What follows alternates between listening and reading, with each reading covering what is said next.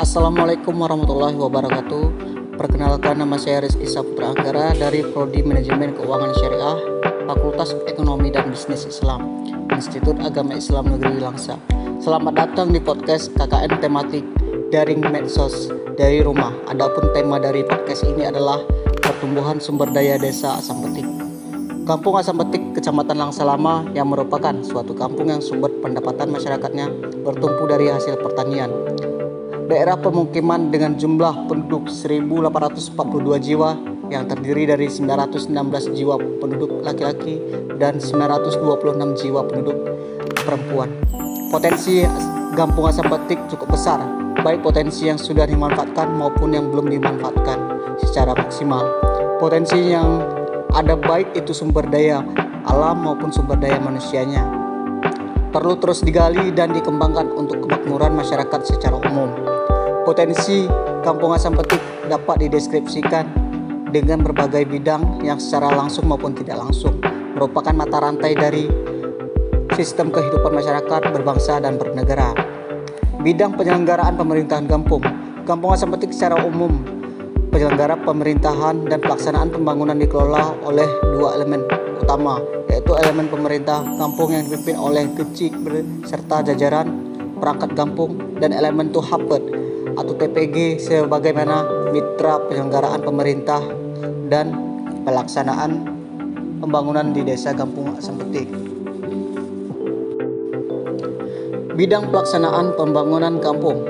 Dalam pelaksanaan pembangunan di desa Asam Petik, semua potensi dalam Kampung Asam Petik diupayakan keterlibatannya dalam pelaksanaan pembangunan. Meskipun dalam perkembangan tetap ada kekurangan dan hambatan, yang umumnya hambatan tersebut perlahan dapat diatasi. Bidang pembinaan kemasyarakatan. Dalam bidang pembinaan kemasyarakatan, pemerintah Kampung Asam Petik selalu berkoordinasi dengan semua elemen dan unsur dan lembaga kampung, antara lain PKK, ibu-ibu kader, posyandu, imam kampung, khatib, imam dusun, pemuda, remaja masjid, dan Tuhapet. Hal ini demi terciptanya hubungan relasi yang baik antar penyelenggara pemerintahan kampung dengan lembaga-lembaga kampung yang ada. Bidang pemberdayaan masyarakat. Bidang pemberdayaan masyarakat ini adalah suatu hal yang sangat penting dalam penentuan arah kebijakan pembangunan kampung ke depannya. Karena dalam bidang ini diupayakan kegiatan-kegiatan pelatihan yang sifatnya menunjang keterampilan yang ada, akhirnya meningkatkan pendapatan ekonomi dari masyarakat itu sendiri.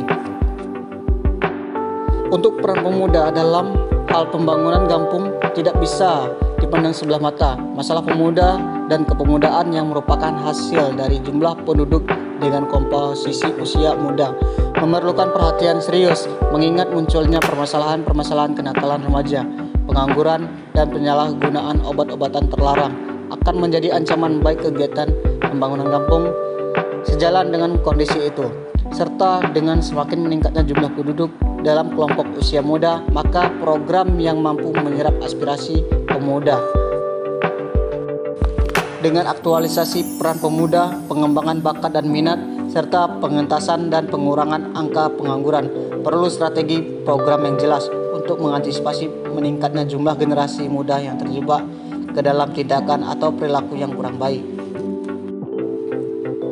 Sekian dari podcast kali ini, lebih dan kurang mohon maaf. Assalamualaikum warahmatullahi wabarakatuh.